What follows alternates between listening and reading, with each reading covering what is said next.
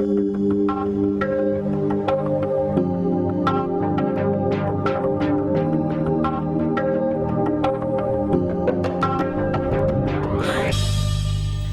back to the Philips African Dialogues. We're unpacking the role of public-private partnerships in addressing healthcare challenges here on the African continent. And we're talking about international best practice first and foremost, and we'll come to the African continent and look at what we're seeing evolve right here. So Jelko, I mean, with your European background right now, give us an idea of whether we can take a feather out of Europe's hat in terms of some of these successful PPPs that have been rolled out there. Because I was interested to hear that we see some parallels with the United States. You'd think that developed and developing worlds are worlds apart, but do you see examples from Europe that are applicable here? Absolutely. I think it's important when you talk about PPPs that you need to understand what type of PPPs we're talking about, and I think some of the panel members already referred to that.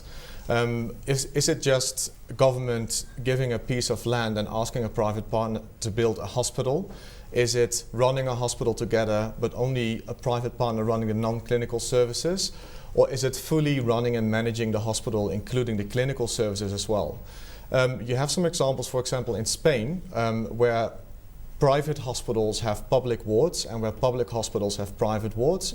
And maybe to a country slightly more related to South Africa, I think in India, where you have specific regions that have outsourced in a PPP the healthcare delivery to private players. They're using the same payment model as government would do, but government then supplements that in the PPP financing vehicle. And then just closer to home, I mean, just doing some research on this, Lesotho is certainly a standout when it comes to their project there. They've got the 425-bed state-of-the-art national referral hospital, and Netcare, the private sector stakeholder in this, has said this is the most efficient project when it comes to the shortest period of negotiations they've ever worked on. I mean, that is really fantastic to hear from the Lesotho perspective. I mean, either you, Alex, or Flavia, any views on this specific project and how it's been rolled out in Lesotho? Well, I think we've got a number of very similar projects in South Africa, but I think that the key point about the advantage of those kinds of contracts is that the role that government starts to take in relation to service provision. The role that it starts to take is that it's deciding what it wants to achieve, and then it's internalizing all of the requirements within a contractual framework. And whatever that relationship is, it's built into a contractual framework. And whereas a lot of the conventional public sector is built into, requires different players to make lots of different decisions subject to budget constraints. But here you're forced into a fairly disciplined framework in which you define the parameters and you engage with players who are required to perform in terms on a long-term basis. That's what I was going to bring up here, because this is a long-term contract, and to be able to build a solid contract that is going to be over longer term certainly is quite tough, because you've got to have changing dynamics with perhaps changing political landscape, management at the hospitals. I mean, how do you account for all those aspects, create a flexible contract to say? Well, firstly, that is the challenge. If you've created the platform to do it, and you've invested in creating a contracting capability and capacity, it means that government doesn't have to try and do all of those things on its own, and often do them in a very fragmented way. And within this, you're taking advantage of organized private sector, bringing them together, creating a coherent arrangement. What one does find in conventional public systems is that they're quite undisciplined. It's just the presumption that because you're in charge of, in control of all of these decisions, that you're going to do them all properly. What tends to happen is that, in fact, they've got very loose contracts with public sector arrangements. And so the advantage of these contractual frameworks is actually discipline the public sector in many ways in the achievement of delivery. It forces a set of very coherent goals to be specified and for them to be managed on a long-term basis.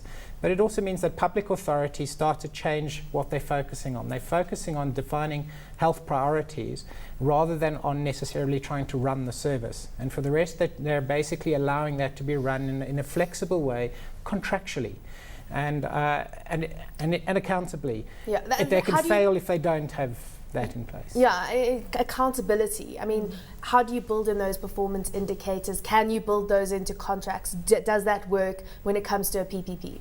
I think the most important thing is to understand where a lot of PPPs fail is that right from upfront, nobody really sets the mandate. And so many of the private companies also, we've done a great job, and government will say this is not what we actually expected. So it's important, before we can even talk about accountability, to understand the role of what this PPP is going to do to the health system.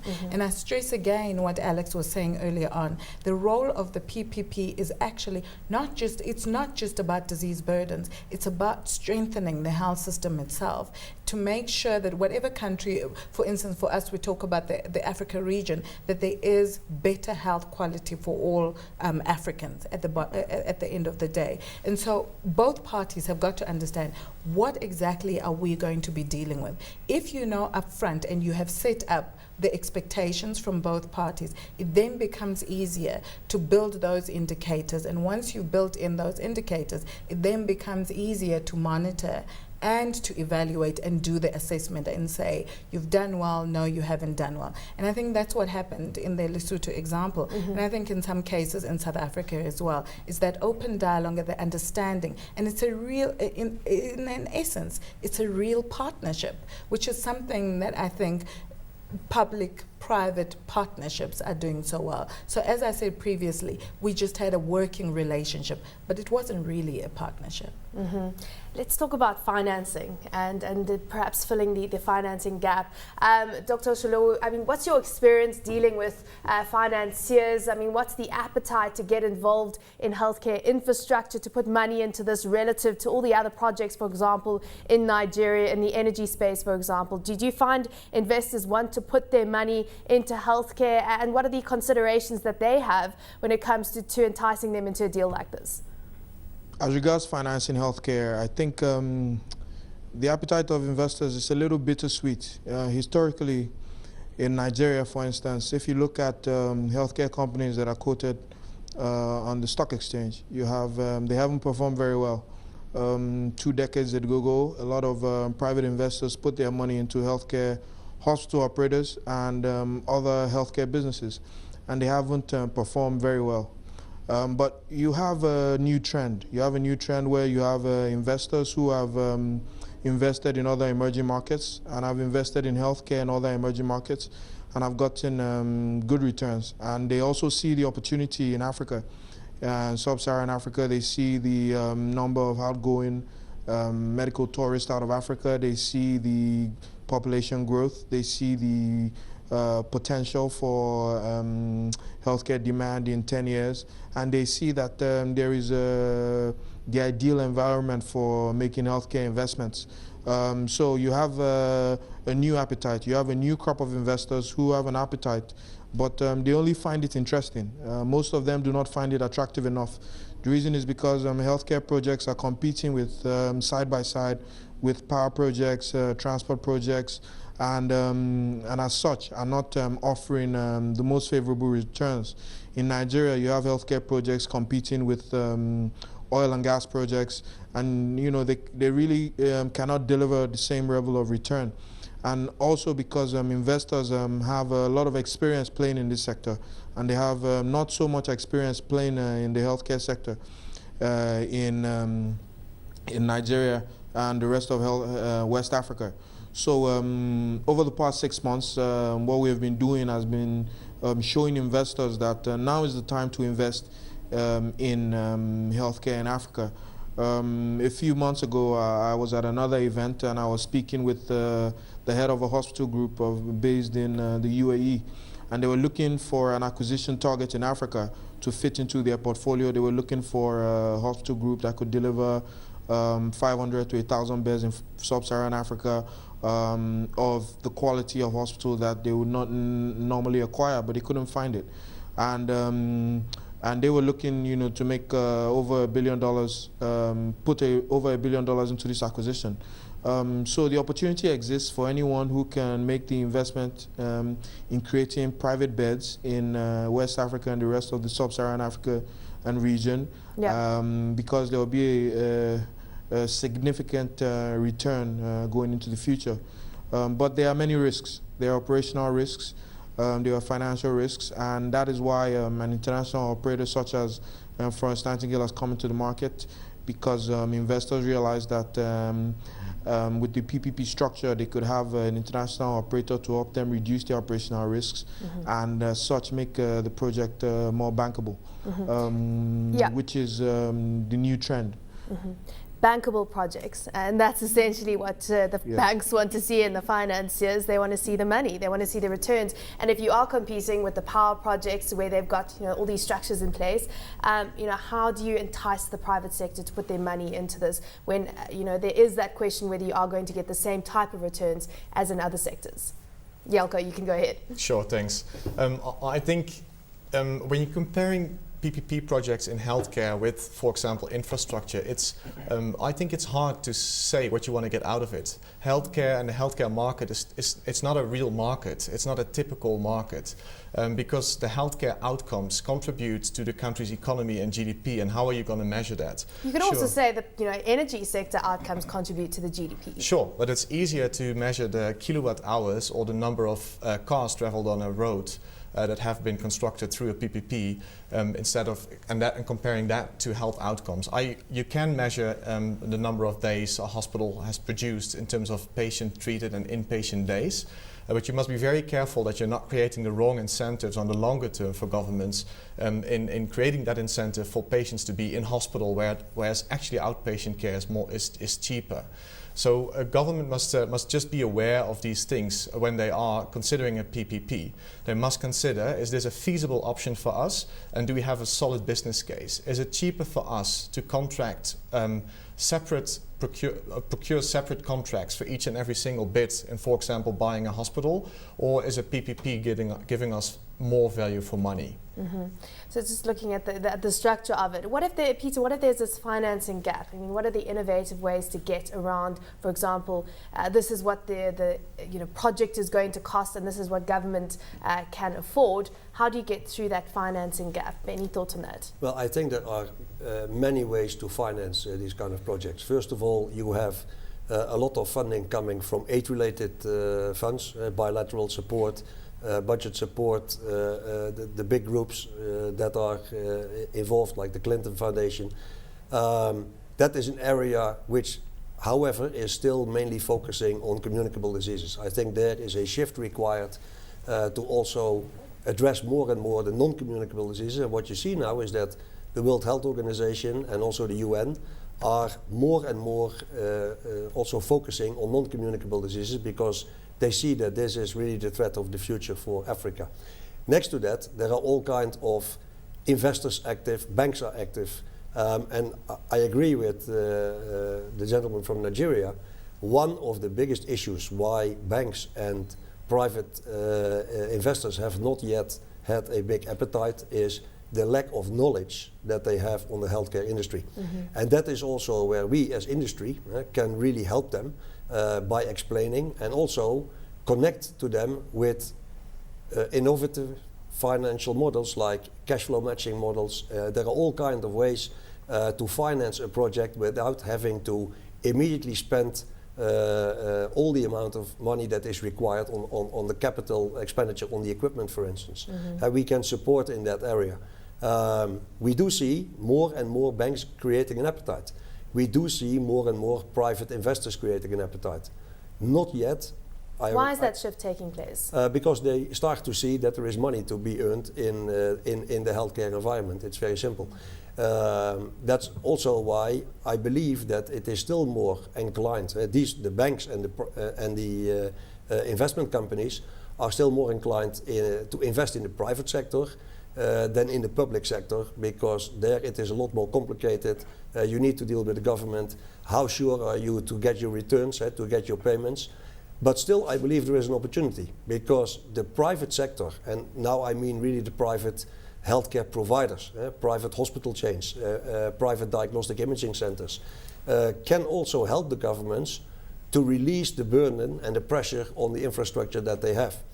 And one of the things that could happen is that the government indeed is open and supportive to the private investment by creating favorable conditions. And in that area, then the private investments can support setting up new diagnostic imaging centers, new hospitals, and in that way, together with the public authorities, come to a situation that the total infrastructure is improving. Mm-hmm. In South Africa, we've got this national health insurance scheme which is being proposed and piloted at various projects. What role is that going to play in South Africa in terms of funding infrastructure, funding PPPs, funding perhaps even smaller PPPs? You're not just talking about large-scale hospitals, but funding our healthcare needs here. Yeah, it's sometimes quite difficult to talk about what national health insurance actually is or is proposing. Because it is an evolving piece of paper. But if you had to reduce it to its sort of key elements, it's really about moving beyond managing a public sector delivery system and moving to be able to effectively contract with both your public system and with a private system. So at that level, it's about expanding its reach so that it can draw on the existing capital that has been invested in the private sector. And what its greatest difficulty is that it hasn't got that capability to extend. So if it wants to draw in what has been invested into the private sector and essentially purchase some of the surplus capability within that system rather than building it itself and running it itself, it doesn't really have the ability to either finance or to contract with in those terms services. of what resource ability at government level. I mean, break that ability down for us. The ability can be broken into the two elements. The first one is the capability to contract, which is in my view the pivotal one. If you've got that in place and you're able to consistently contract both with your own public services as well as with the private service, you're in a very good position. Then you're in a position, for instance, to change the risk pooling structure of the country as a whole so that you can use the finances more efficiently across the public and private sectors and draw in more people into a better planned system. We're not there. What we do have to develop is that capability on an ongoing basis. So there's a big picture to do it, but there is also a need to do it in any case. And what we have in the private sector, to make clear, if we look at it differently to the rest of Africa, is South Africa's private sector is very large. It has emerged as probably, it will be contested, but I would say that it is significantly overcapitalized.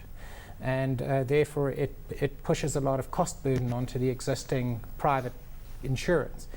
The issue there is that if you had a more efficient distribution of contracting within the system, the public sector would be able to contract for a lot of those services and even the balance.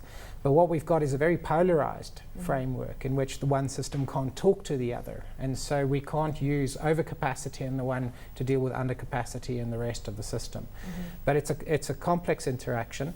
But I think that the key issue is you do not necessarily always want to build everything in the public sector. What you want to do is to make the public sector be able to buy it and when it needs it.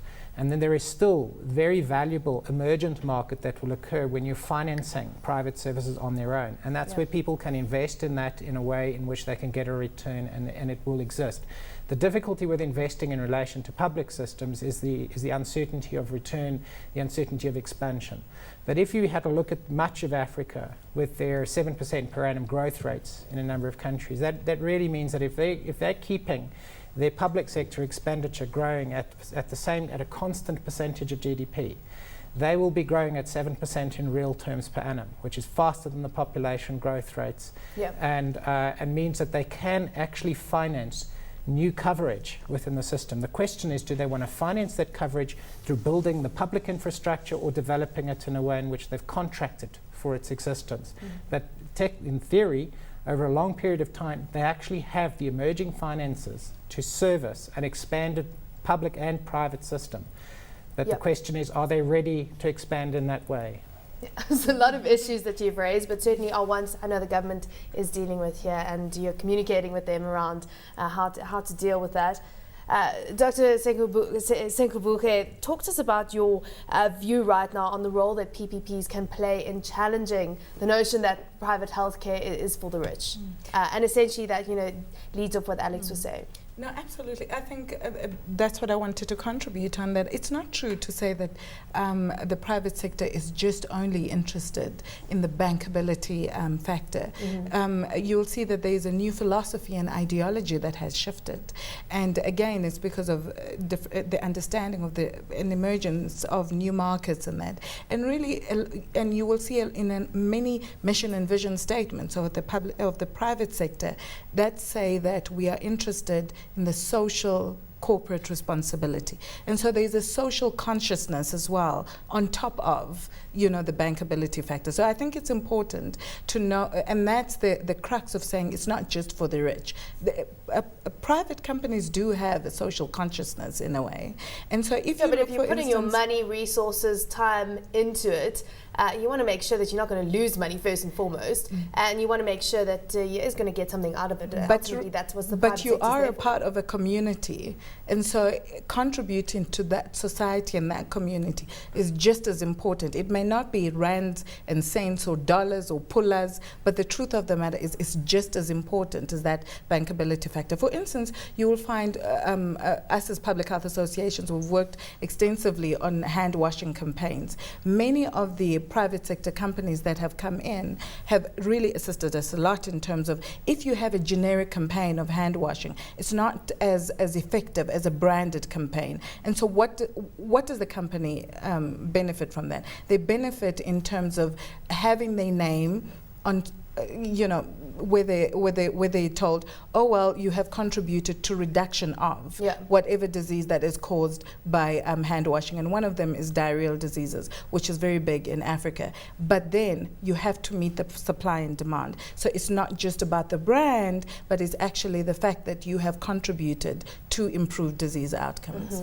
Let's go back to Lagos right now. And Dr. Osholowu, just a quick comment from you on risk sharing right now. I mean, what is the most important aspect you have to look at that before putting any money into a project, into a healthcare PPP?